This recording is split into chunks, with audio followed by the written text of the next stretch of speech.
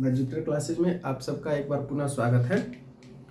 आज के इस वीडियो में जो हम लोग आज ही के वीडियो में जो देखे थे अवतल दर्पण में वक्रता, त्रिज्या और फोकस दूरी में संबंध, अब उसी को देखना है हमको उत्तल दर्पण में। आज का ये दूसरा वीडियो है, तो इसलिए डे जो है वह 6 ही रहेगा। तो इसको अब हम लोग देखते हैं। टॉपिक क्या है हमारा? उत्तल दर्पण में आर तथा एफ के बीच संबंध। ठीक है, समझिए। देखिए, ये वाला हो गया, इसको ऐसे बना लिए। ये हो गया हमारा उत्तल दर्पण और ये हो गया प्रधान अक्ष, काल्पनिक रेखा है, मुख्य अक्ष इसी को बोलते हैं। और ये क्या हो गया? ध्रुव हो गया। और ये इसका सी जो होगा वह इधर होगा और इसका एफ मान लेते हैं कि यहाँ पर है। तो जब अनंत से प्रकाश की किरण आती है, देखिए अनंत है, अनंत से लेकर आते हैं तो यहाँ पर ऐसे हो गया, किरण ऐसे हो गया, एक किरण आ गया। ये किरण इतना दूर से नहीं होकर जाता है, बस उसको दिखा रहे हैं, वो सट कर यहाँ से जाता है, बाद में उसको करेगा भी। तो ये वाला यहाँ से होकर चला गया। तो अभी देखेंगे कि ये जो है, ये किरण जो है वह फोकस ले जाती हुई, फोकस पर तो आएगी नहीं क्योंकि फोकस तो पीछे है इसका, तो फोकस के सामने से निकल जाएगी ऊपर की तरफ ऐसे। ठीक है, अभी हम लोग को यहाँ से मिलाएंगे। हम बताए हैं कि इसमें आपतन कोण और परावर्तन कोण कैसे पता चलेगा। तो आप ऐसा करेंगे कि इसको सी से इसको मिला देंगे। सी से मिलाने के बाद देख रहे हैं कि ये हो गया आपतित किरण और ये हो गया परावर्तित किरण। आपतित किरण और अभिलंब के बीच आई और यहाँ पर क्या बन गया? आर। ठीक है, आई आर। अब यहाँ पर देखते हैं इसको देखते हैं अगर, तो ये वाला जो है हाई वाला लाइन, ई वाला जो लाइन है फोकस वाला है, आई वाला जो लाइन है वो कौन सा है? ये वाला है। यानी कि दो रेखाएं ऐसे काट कूट की है, ऐसे करके ये वाला दोनों रेखा ऐसे करके ये वाला इधर चल गया है और ये वाला इधर चल गया। तो देखते हैं कि यहाँ पर आर कोण बना है, तो यहाँ पर आर कोण बना होगा, तो यहाँ पर भी क्या होगा? आर कोण होगा। तो इसका मतलब ये भी आर हो जाएगा। ठीक है, और एक चीज और है कि जब दो रेखा ऐसे हो, जब ऐसे हो, दो समांतर रेखा हो और कोई तिरछा रेखा ऐसे काटे, यानी कि सी को देख रहे हैं, सी को देखेंगे तो पता चलेगा कि ऐसे करके जा रहा है। तो दो गो रेखा हो, ऐसे कटा हो और यहाँ पर कुछ कोण बना हो, तो यहाँ पर भी उतना ही कोण बनेगा संगत कोण से। ठीक है, तो यहाँ पर जितना डिग्री का कोण है वह यहाँ पर भी होगा। ठीक है, अब चलिए समझते हैं, अब उसको लिखने का प्रयास करते हैं। तो ये वाला हो जाएगा संगत कोण से और ये वाला हो जाएगा सम्मुख कोण से। ठीक है, अब लिखना हम लोग को ये है, इसको मेंशन करना है, इसको थोड़ा सा अपने लैंग्वेज में लिखना पड़ता है। इसको कैसे लिखते हैं? माना कि यहाँ पर नाम रख लेते हैं, एक एम एन रख देते हैं। माना कि एम एन जो है एक उत्तल दर्पण है।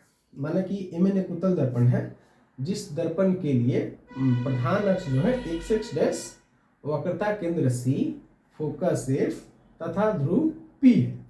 दर्पण के ध्रुव से फोकस के बीच की दूरी को फोकस दूरी, इसको स्मॉल एफ कहते हैं। और दर्पण के ध्रुव और वक्रता केंद्र के बीच की दूरी को वक्रता त्रिज्या आर कहते हैं। बता दें कि दर्पण में जो भी दूरियां मापी जाती है वह ध्रुव से ही मापी जाती है। ठीक है, अब यहाँ पर ई वाला हो गया, ई हो गया पी और एफ के बीच, और ई वाला हो गया पी और सी के बीच। इतना हो गया। फिर उसके बाद लिखेंगे कि अनंत से एक प्रकाश की किरण आती है जो उत्तल दर्पण के एम बिंदु पर टकराने के बाद फोकस से होकर जाती हुई प्रतीत होती है। तो फोकस के सामने से ऊपर निकल जाती है, लेकिन यहाँ पीछे लिखेंगे कि फोकस से जाती हुई, फोकस से निकलती हुई प्रतीत होती है। दर्पण से टकराने के बाद फोकस से निकलती हुई प्रतीत होती है। ठीक है, उसके बाद इतना लिखने के बाद अब क्या करेंगे कि यहाँ पर चलेंगे, यहाँ पर लिखेंगे कि चित्र के अनुसार आई जो है यहाँ पर है तो यहाँ पर बन जाएगा। ठीक है, अभी हम लोग इसमें नाम रख देते हैं। सीधा अगर शॉर्टकट में देखना होगा तो डायरेक्ट त्रिभुज में आएंगे। लॉन्ग प्रोसेस है तो उसको लॉन्ग हम लोग देखेंगे तो लॉन्ग प्रोसेस से देखेंगे। यहाँ पर देखेंगे प्रकाश के परावर्तन के नियम से, प्रकाश के परावर्तन के नियम से, प्रकाश के परावर्तन के नियम से क्या हो जाएगा, तो कोण I बराबर कोण I, ठीक है। अभी देखें इसका नाम अब हम रखते हैं, ध्यान से देखेंगे। इसका नाम है CF, इसका M, इसका रख देते हैं MN, इसका नाम O रख देते हैं, इसका नाम Q रख देते हैं, ठीक है। और इसका नाम इधर जो किरण आ रहा है उसका नाम रख देते हैं RS रख देते हैं। देखिए सबसे पहले यहाँ पर जो ये वाला किरण है, ये वाला कोण है, देखेंगे प्रकाश के परावर्तन के नियम से कोण I बराबर कोण R, ये तो हो गया, ठीक है। देखेंगे आपतित किरण प्रधान अक्ष के समांतर है, प्रधान अक्ष के समांतर है, आपतित किरण प्रधान अक्ष के समांतर है, ठीक है।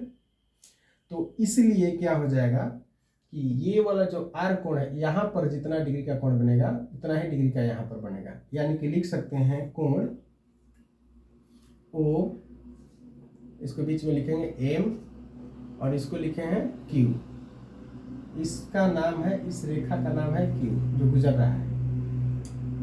OMQ बराबर कोण क्या बन जाएगा, ई वाला FMC बराबर कोण R, तथा ये कौना कोण से हो गया, ये हो गया सम्मुख कोण से, सम्मुख कोण से। जब दो किरणें सम्मुख कोण से हो गया, यही वाला, तथा समांतर से इसका कोई लेना देना नहीं है, जो सम्मुख कोण हुआ है इसका समांतर कोण से कोई लेना देना नहीं है। लेकिन I जो है ये वाला कोण, इसको कैसे लिखेंगे, कोण SMO बराबर कोण क्या हो जाएगा, हाई इसके बराबर FCM, कोण FCM बराबर कितना है, तो कोण I। ये किससे हो गया, तो संगत कोण से, संगत कोण से हो गया। नाउ अब देखते हैं त्रिभुज में, त्रिभुज MFC में कोण I तथा कोण R दो बराबर कोण है, दो बराबर कोण है, अर्थात MFC त्रिभुज MFC समद्विबाहु त्रिभुज है, समद्विबाहु त्रिभुज है। इसलिए क्या हो जाएगा, तो R के सामने भुजा हो जाएगा CF और I के सामने हो जाएगा भुजा MF। ये हो गया समीकरण 1, ठीक है। अब यहाँ पर देखेंगे कि जो ये वाला लाइन है, अगर उसको खिसका करके नीचे लाएंगे तो जो M यहाँ है वह यहाँ आ जाएगा, और जो ऐसे डॉटेड लाइन है वह यहाँ से ऐसे डॉटेड लाइन बन जाएगा, तो M जो यहाँ है वह यहाँ हो जाएगा, तो MF बराबर क्या हो जाएगा, PF। लिखेंगे कि आपतित किरण प्रधान अक्ष के समीप से होकर जाती है, समीप से होकर गुजरे तो क्या हो जाएगा, तो MF बराबर PF। ये हो जाएगा समीकरण 2। समीकरण 1 एवं 2 से देखेंगे तो पता क्या होगा कि दोनों में MF है तो कट जाएगा, तो क्या हो जाएगा, CF बराबर PF। अब अगर CF देखते हैं, यहाँ समझ लीजिए कि MF ये दोनों कट गया, ई वाला तो समझ में आ रहा है, ये कैसे आ गया, तो देखिए जब किरण को प्रधान अक्ष के समीप में लाएंगे तो क्या होगा कि जो M बिंदु यहाँ है वह यहाँ हो जाएगा। यहाँ होने का मतलब है कि जो M से F तक की दूरी है, जो P से F तक की दूरी है, दोनों लगभग क्या हो जाएगा, बराबर हो जाएगा। इसी को कहते हैं दर्पण का अगर द्वारक छोटा हो, छोटा होने का मतलब है कि जो किरण इतना दूर से गुजरता है वह पास से होकर गुजरेगा, ठीक है। इसी को पराअक्षीय किरण कहते हैं, उपाक्षीय किरण कहते हैं, प्रैक्सियल रे कहते हैं। तो CF कैसे हो जाएगा, तो CF यहाँ, इसको कैसे लिखेंगे, तो बड़का इतना P से लेकर C तक में से PF को घटा देंगे तो हो जाएगा PC माइनस PF बराबर PF। अब PF इधर माइनस में PF है तो उधर जाएगा तो प्लस में, तो इधर हो जाएगा 2PF, इधर क्या हो जाएगा PC। इधर देखेंगे कि r हो जाएगा और यहाँ पर 2 और यहाँ पर f हो जाएगा, तो इसलिए f बराबर कितना हो जाएगा, तो f बराबर r/2 हो जाएगा। यह हो गया। अच्छा, यहाँ पर ना दिख रहा होगा तो यहाँ पर देख लेंगे कितना लिखा, कोण आपतित किरण प्रधान अक्ष के समांतर होती है, कोण OMQ, यानी कि ई वाला कोण, ई वाला कोण, इसको कैसे लिखेंगे, FMC बराबर कोण R, समूह कोण।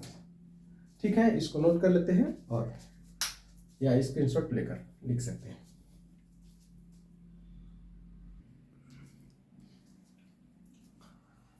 अगला जो टॉपिक है हम लोग का वह है, कौन सा है, थोड़ा सा है भाई। अगला जो टॉपिक है वह है अवतल दर्पण में 1/f बराबर 1/v प्लस 1/a। इसको हम लोग कहते हैं, पहले तो जान लेते हैं इसका और नाम क्या है। इसको कहा जाता है दर्पण सूत्र, दर्पण सूत्र, और इसको इंग्लिश में कहेंगे mirror formula, MIRR, mirror formula, mirror formula. ठीक है, F का मतलब फोकस दूरी, V का मतलब प्रतिबिंब दूरी, और U का मतलब वस्तु दूरी। ठीक है, अभी हम लोग पहले फिगर अगर समझ में आ जाता है तो इसको थोड़ा सा बताने में आसान हो जाए। फिगर समझते हैं सबसे पहले। तो देखिए, ये वाला हो गया हमारा अवतल दर्पण, ये हो गया अवतल दर्पण। ठीक है,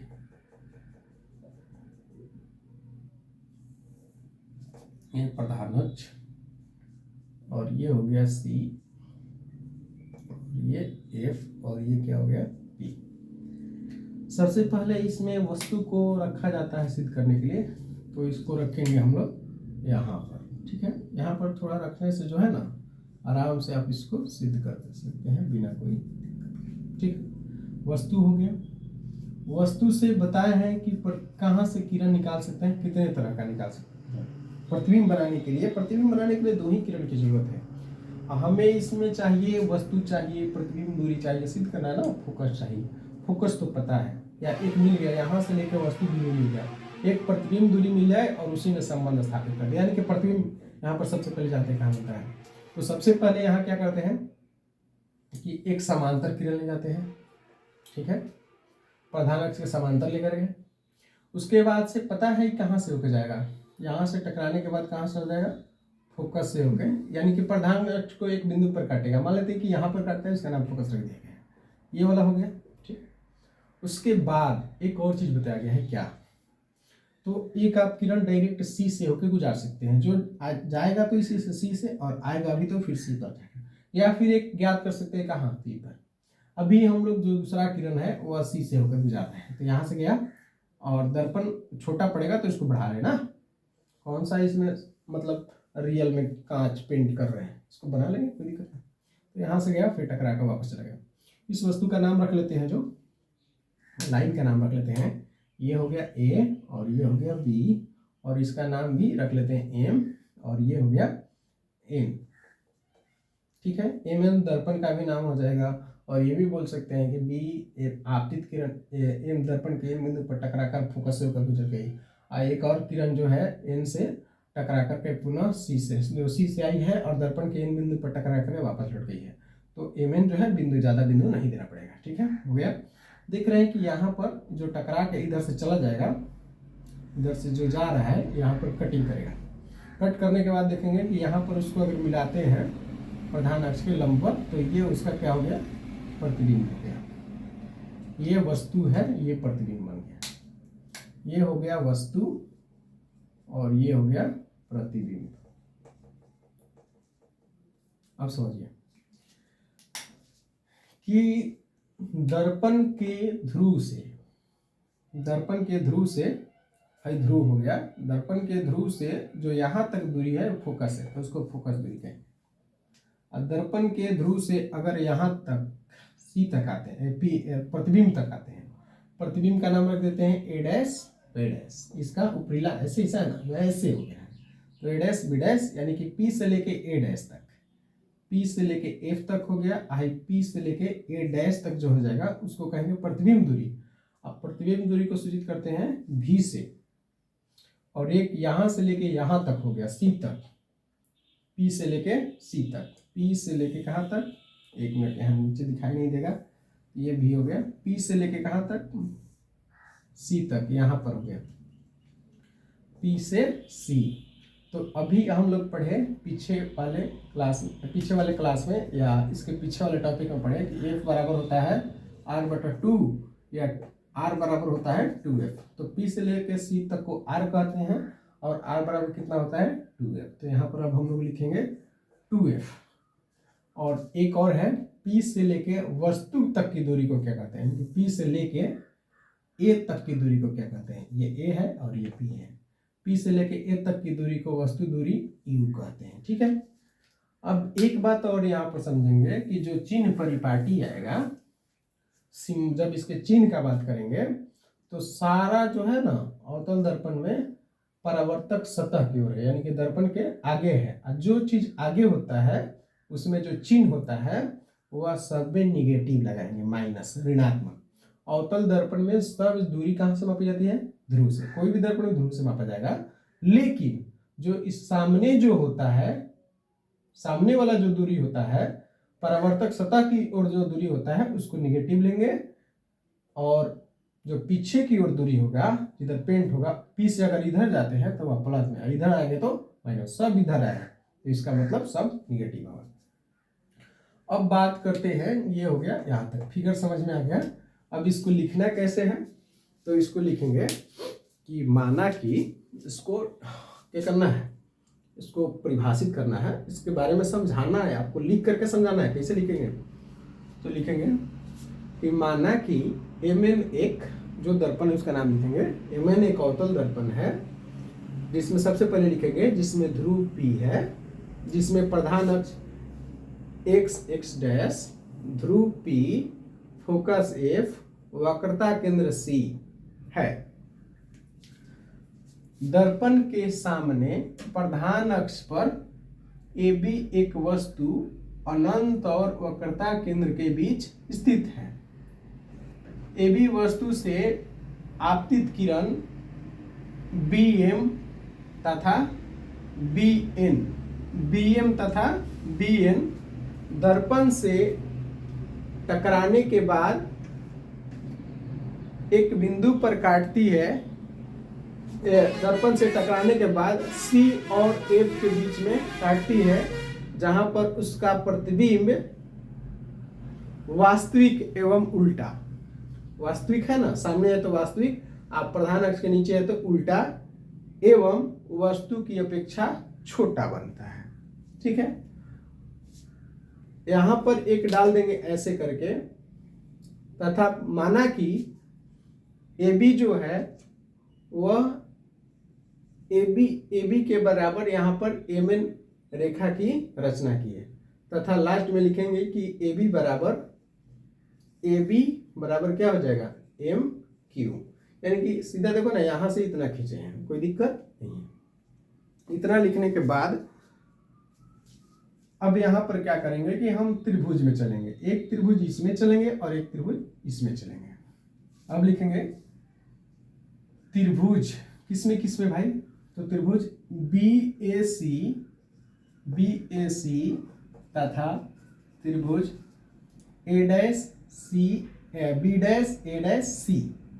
B'A'C, कैसे भी नाम लिख सकते हैं, कोई दिक्कत नहीं है। लेकिन ज़्यादा बेटर होगा कि यहाँ पर 90 डिग्री बना है इसको बीच में रखें, और यहाँ पर 90 डिग्री बना है इसको बीच में, पहले इस त्रिभुज में चलना है।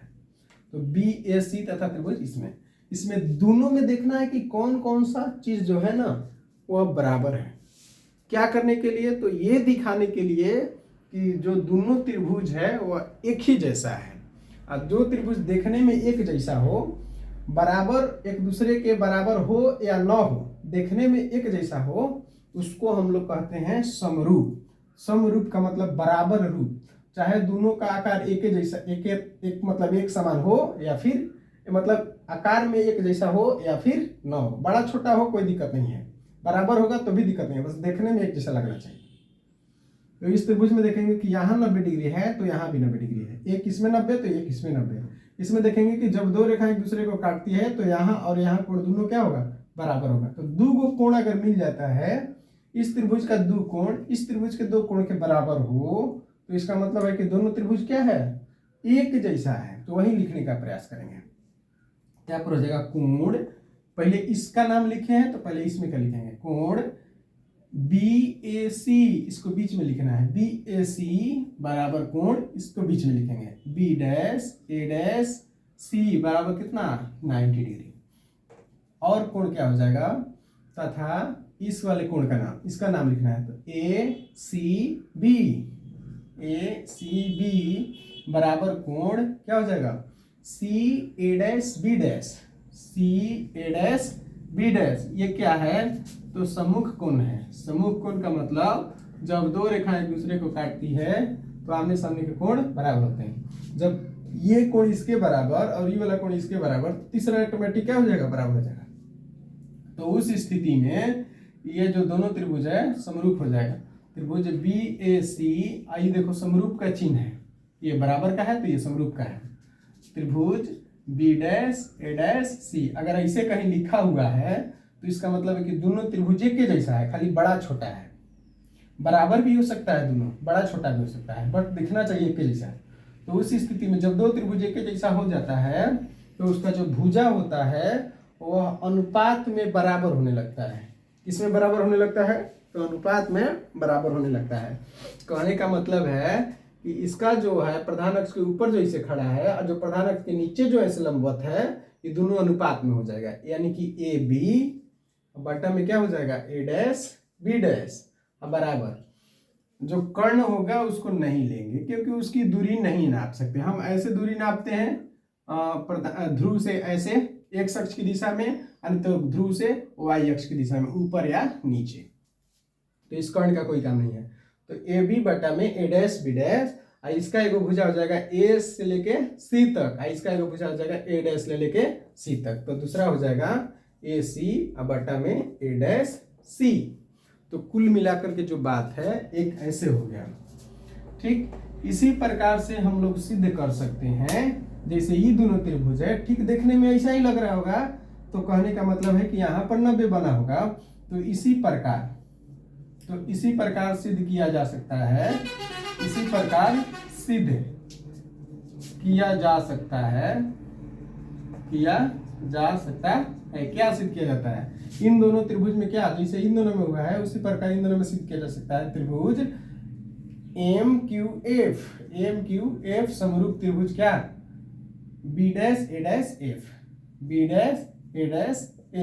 कहने का मतलब है, अर्थात क्या हो जाएगा, अर्थात इसका जैसे AB था वैसे ही MQ, इसका MQ और इसका क्या हो जाएगा A', B' बराबर यहाँ से लेके Q से लेके F तक, QF बट्टा में क्या हो जाएगा A' से लेके F तक, A', हो गया, ये हो गया। अच्छा, इतना करने के बाद देखेंगे, हो गया इतना ना, ये जो AB था उसी के बराबर ना MQ होगा, ऐसे, क्योंकि दोनों रेखा समांतर है, समांतर रेखाओं के बीच की दूरी क्या होती है, बराबर। तो AB MQ के जगह पर क्या हो जाएगा, लिख सकते हैं, चूंकि MQ बराबर AB है, पहले भी यहाँ लिखे हैं कि AB बराबर MQ, तो MQ के जगह पर क्या लिख देंगे, AB, इसलिए AB बटा में A', B' बराबर QF बटा में क्या हो जाएगा A', ये हो गया समीकरण 2। यहाँ तक आप लोग को अगर समझ में आ गया हो तो वीडियो को पॉज करके इसको लिख लेंगे, फिर इसके आगे समझाते हैं। अब इसमें देखेंगे कि AB बटा A', AB बटा A', B' ये दोनों में शामिल है, तो ये दोनों क्या हो जाएगा, कैंसिल हो जाएगा। तो बचेगा क्या, इसमें बचेगा AC बटा A', और इसमें बचेगा QF बटा में A'। ठीक है, तो इसको स्क्रीनशॉट ले सकते हैं। अब देखिए इसके आगे बताते हैं। इतना होने के बाद यहाँ पर हम लोग लिख सकते हैं, क्या लिख सकते हैं, देखिए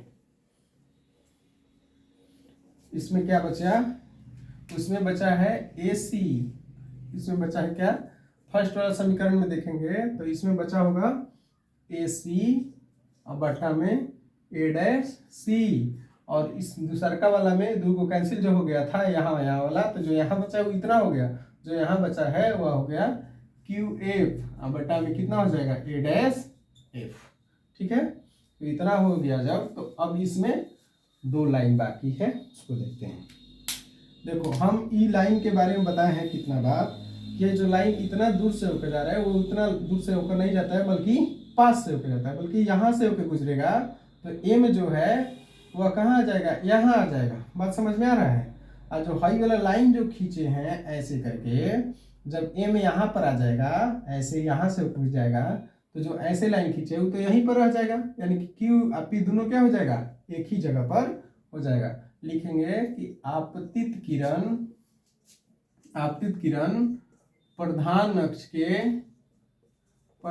अक्ष के पास से होकर गुजरती है, पास से होकर गुजरती है। पास से होकर गुजरने का मतलब कि दर्पण का द्वारा क्या हो, छोटा हो, उसको भी लिख सकते हैं। यदि दर्पण का द्वारा छोटा होगा तभी तो गुजरेगा। तो यहाँ से ये वाला यहाँ से गुजरता है, तो Q अब P एक ही जगह हो जाएगा, तो लिख सकते हैं Q क्या हो जाएगा, P के बराबर हो जाएगा। तो यहाँ पर लिख सकते हैं AC बटा में A डैश C, इसको बराबर QF की जगह पर क्या हो जाएगा, PF बटा में A डैश F। ठीक है, अगर यहाँ पर आ गया हो तो इसको मान लेंगे समीकरण 3। अच्छा, सबसे पहले इसको नहीं मानते हैं, इसको अभी थोड़ा सा आगे बढ़ा लेते हैं। अब इसमें देखते हैं कौन कौन में ध्रुव से किसको किसको मापा गया है। AC कहाँ है, तो AC यहाँ पर है, तो इसको ध्रुव से मापा गया है, नहीं मापा गया, इसमें ध्रुव आ ही नहीं रहा है, P आ ही नहीं रहा है, तो P लाना, इन दूरी को नापना है। तो कैसे, पहले P से लेके कहाँ तक नाप लेंगे, A तक, और उसमें घटा लेंगे P से लेके C तक, तो हो जाएगा, यहाँ पर लिख सकते हैं PC माइनस P से लेके A तक, PA माइनस PC, अब बराबर नीचे बटा, नीचे कितना हो जाएगा A डैश C यहाँ है, तो इसको कैसे लिख सकते हैं, तो P से लेके C तक, यानी कि PC माइनस P से लेके A डैश तक, तो हो जाएगा PA डैश बराबर, फिर कितना हो जाएगा PF, तो ये तो ठीक है, P से लेके F तक, ये तो ठीक है PF, और A डैश F कहाँ है, A डैश F यहाँ है, तो इसको कैसे नापेंगे, तो P से लेके A डैश तक, P से A डैश माइनस P से लेके F तक, ये हो गया। इसको समीकरण 3 दे देंगे। अब चलेंगे, इसमें देखना ही तो सब हो गया, सब मालूम भी है। देखो P से लेके A तक मालूम है, U कहेंगे, P से लेके C मालूम है, 2F कहेंगे, PC फिर 2F कहेंगे, P से लेके A डैश तक मालूम है, V कहेंगे, PF F कहेंगे, PF F कहेंगे स्मॉल f, अब PA डैश उसको V कहेंगे, PF F कहेंगे। तो ई जो है ना, इसको चिन्ह परिपाटी से लेंगे, चिन्ह परिपाटी से क्या होता है कि जो दूरी ध्रुव से सामने हो वह निगेटिव, और जो पीछे होगा वह पॉजिटिव। तो इसे चिन्ह परिपाटी से क्या हो जाएगा, तो जो PA है उसके जगह पर माइनस U, और जो PA डैश है माइनस V, जो PF है वह माइनस F, एक और कौन सा है, PC है माइनस 2F। चिन्ह परिपाटी से तो PA के जगह पर कितना हो जाएगा, माइनस U माइनस, अब PC के जगह पर कितना हो जाएगा, तो PC के जगह पर माइनस 2F, और नीचे कितना हो जाएगा PC माइनस 2F माइनस, अब PA डैश के जगह पर माइनस V, PA डैश यहाँ पर है माइनस V, हो गया। अब बराबर PF के जगह पर माइनस F, और नीचे PA डैश की जगह पर कितना हो जाएगा, PA डैश की जगह पर माइनस V माइनस, PF की जगह पर माइनस F, हो गया। अब देखेंगे कि जो दो जगह माइनस आता है तो ये माइनस माइनस प्लस, तो माइनस U प्लस 2F, और नीचे कितना हो जाएगा माइनस 2F प्लस V, बराबर कितना, minus F minus V minus minus plus F। ठीक है, अगर यहाँ तक समझ में आ गया हो तो अब जल्दी ही क्लियर हो जाएगा सब। अब देखते हैं यहाँ के बाद, अब तिरछा तिरछी गुना कराना है। अब इसमें गुना कराएंगे तो माइनस U से गुना कराना है FV में, तो क्या हो जाएगा प्लस UV, पहले इससे गुना कराएंगे इन दोनों में, तो माइनस U में भी से गुना होगा तब यू भी, इसमें गुना कराएंगे तो माइनस यू एफ। ठीक है, अब ये 2f बाकी है तो इसमें इससे गुना कराते हैं तो माइनस 2vf, इसमें इससे गुना कराते हैं तो आ जाएगा प्लस 2f² बराबर कितना हो गया। अब इन दोनों में से गुना, पहले इससे गुना इन दोनों में करा लिए, फिर इससे गुना इन दोनों में, अब बराबर का चिन्ह देकर के क्लियर हो गया तो इधर तो माइनस माइनस प्लस 2f², अब फिर माइनस प्लस माइनस, अब v में f से गुना होगा तो vf। उसके बाद देखिए कौन कौन एक जैसा है, किसको किसको कटा सकते हैं, तो ये वाला और ये वाला दोनों क्या हो जाएगा, कट जाएगा। थोड़ा सा लंबा है लेकिन इसको ध्यान से देखेंगे बिल्कुल आसान है।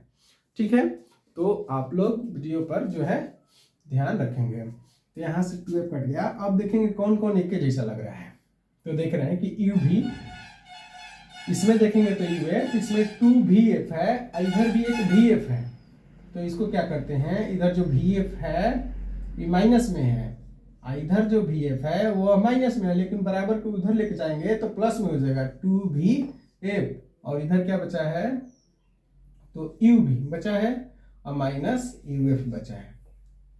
तो दो गो vf में से यहाँ पर एगो vf कम हो जाएगा तो एगो vf बचेगा, इधर हो गया u भी। ठीक है, और इधर जो है माइनस uf है तो उधर लेके चल जाएंगे। ठीक है, अब हमारे पास इसमें तीन तरह का पद दिख रहा है, एगो u, एगो v, एगो f। v यहाँ पर है, दुगुना हो जाएगा, एक के रहेगा। हम क्या करते हैं कि सभी पदों में